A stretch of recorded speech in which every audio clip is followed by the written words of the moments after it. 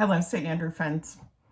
You know, when Jackson was born, I remember at one point the nurse putting him into my arms and almost immediately praying for our village, the village that would help raise us.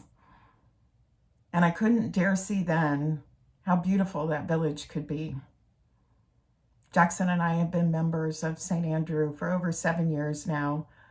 But when I started the search for our church family and visited other churches in Johnson County, you know, some of them didn't know what to do with single mothers. Some want to immediately categorize you into single with other singles, no kids, or with couples into small groups. But I never felt categorized at St. Andrew whenever I visited. We were always welcomed wholeheartedly and invited to the church and experience it for all it has to offer, just as who we are. And oh, what offerings those have been. For Jackson, that's been participating in children and youth programs, everything from VBS to youth group, mission trips, going out in the world and spreading the good news. For me, it's been volunteering and being a part of leadership council, making friends, and being part of a community. For both of us, it's meant expressing our love for community and justice for our neighbors, for our world, being a part of service through poetry, through music, being accepted for who we are, a mom and kid family. My stewardship moment is this. What St. Andrew has to offer all of us is being a part of a village through the good times and the bad, being family and friends, the ones you couldn't dare dream of at some moment in your life, but who are there for you no matter what. Thank you, St. Andrew friends.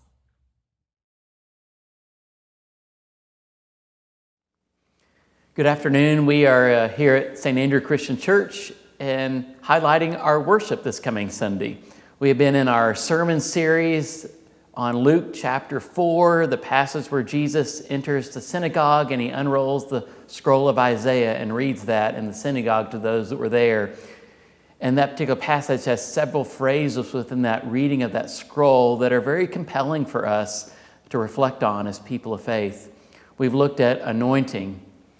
We have looked at good news to the poor, release of the captives, and this week, recovery of sight to the blind. And our own Chuck is doing our message this week. So Chuck, tell us in a nugget or two what we're going to hear about with recovery of sight to the blind.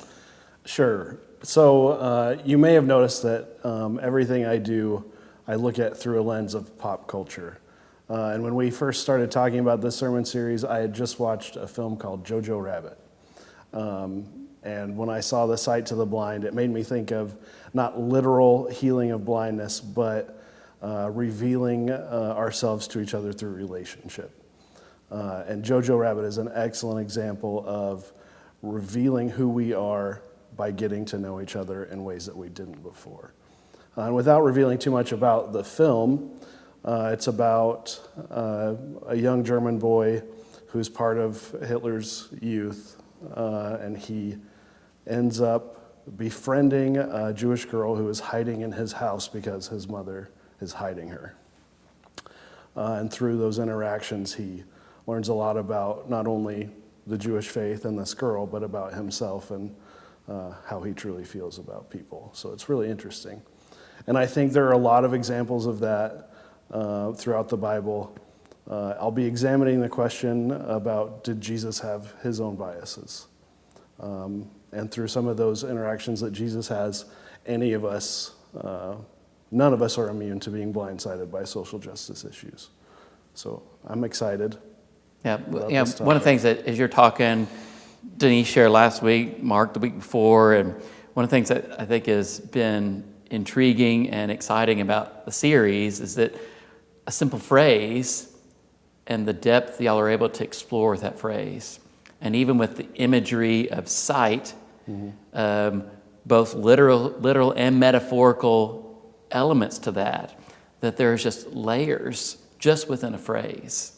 And there's so many different ways you can take that. So I'm excited about what you're going to do with that text and what that will mean for our worship service and for us as a community of faith. And I hope you'll join us on Sunday and listen to Chuck. And he's not had that many opportunities to preach for us. We're excited to have him be kind of taking kind of the role of the sermon this week and sharing in that way with us as staff and as a community of faith. And we have also been seeing the progressive art of Buck Arnhold with this series. It has been the series has been expanded and enriched through that visual imagery that Buck has been doing for us. And I hope you've been paying attention in the prelude and in the hymn following the sermon, this imagery that helps us think more creatively about these texts and these words that Jesus compels us to follow and live each and every day of our lives. So join us in worship as we continue this series of God's intentions, Jesus' footsteps. Join us on Sunday.